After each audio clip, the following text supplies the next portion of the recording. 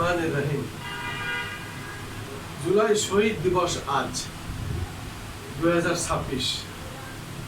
আজকের এই দিনে আমরা যারা বাংলাদেশ জাতীয়তাবাদী দল বিএনপির পক্ষে আমরা 17টি বছর আন্দোলন সংগ্রাম করেছিলাম, এরপরে জুলাই 36-এও আমরা অংশগ্রহণ করেছিলাম।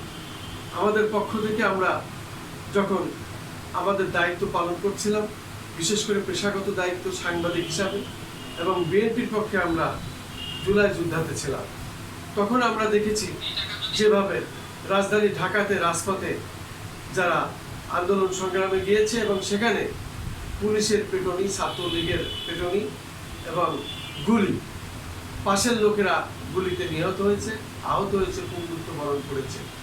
আমিও সেখানে আহত হয়েছি, কয়েকবার হাসপাতালে গেছি, ঢাকা মেডিকেল কলেজ হাসপাতাল, পাশাপাশি মুগদা মেডিকেল কলেজ হাসপাতালে প্রায় 1 মাস ছিলাম আইসিইউতে।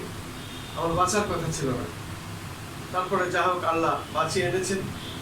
সবচেয়ে বড় ব্যাপার হচ্ছে এবারের কাঁদানি গ্যাস ছিল অত্যন্ত বিষাক্ত, এবং জল কামানে যে পানি মারা হতো সেটাও ছিল বিষাক্ত। আর ইট পাটকেল, পুলিশের পেটানি, ছাত্রলীগের পেটানি তো ছিলই। এর মধ্যেও আমরা আন্দোলন সংগ্রাম করেছি এবং আমরা যতটুকু পারি সাবধানতা অবলম্বন করে বেঁচে থাকার চেষ্টা করেছিলাম। কিন্তু পাশের লোক যখন আহত হয়েছে, মৃত্যু বরণ করেছে, অনেকে মারা গেছে, এবং আহত যারা হয়েছিল তাদের ঢাকা মেডিকেল কলেজ হাসপাতালে যখন ভর্তি করা হয়, আমরা যখন যাই তখন আমাদের দেখতেও দেয় না। পুলিশ এবং ছাত্রলীগ আমাদেরকে পিটিয়ে সেখান থেকে বিতাড়িত করে।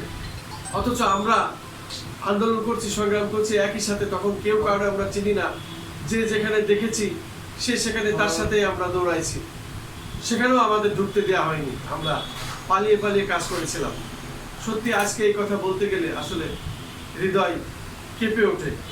জান কিভাবে ঠোঁটে নিয়ে আমরা আন্দোলন সংগ্রাম করেছিলাম।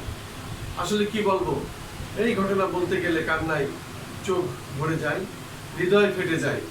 আমি শুধু এটাই বলতে চাই, এই দিনে যারা শহীদ হয়েছিলেন সেই সকল শহীদদের প্রতি আমি রুহের মাগফিরাত কামনা করি। আল্লাহ যেন তাদের প্রত্যেককে জান্নাতুল ফেরদৌস নসিব করে। তারপরও আমি আরো বলতে চাই, জুলাই শহীদ দিবস আজ বৃহস্পতিবার 2024 সালের জুলাই আগস্টের ঐতিহাসিক গণ অভ্যুত্থানের সৃষ্টি ও শহীদদের প্রতি শ্রদ্ধা জানাতে গত বছরের 16 জুলাই থেকে দিবসটি পালন করা হচ্ছে। এদিন দেশের সব সরকারি, আধা সরকারি ও স্বায়ত্তশাসিত প্রতিষ্ঠান, শিক্ষা প্রতিষ্ঠান সহ সব সরকারি বেসরকারি ভবন এবং বাংলাদেশ এবং দেশে বিদেশে মিশনগুলোর জাতীয় পতাকা অর্ধনির্মিত থাকবে। শহীদদের মাগফিরাতের জন্য দেশের সব মসজিদ এবং বিশেষ দোয়া অনুষ্ঠিত হবে। অন্যান্য ধর্মীয় প্রতিষ্ঠানে শহীদদের আত্মার শান্তির জন্য বিশেষ প্রার্থনার আয়োজন করা হয়েছে।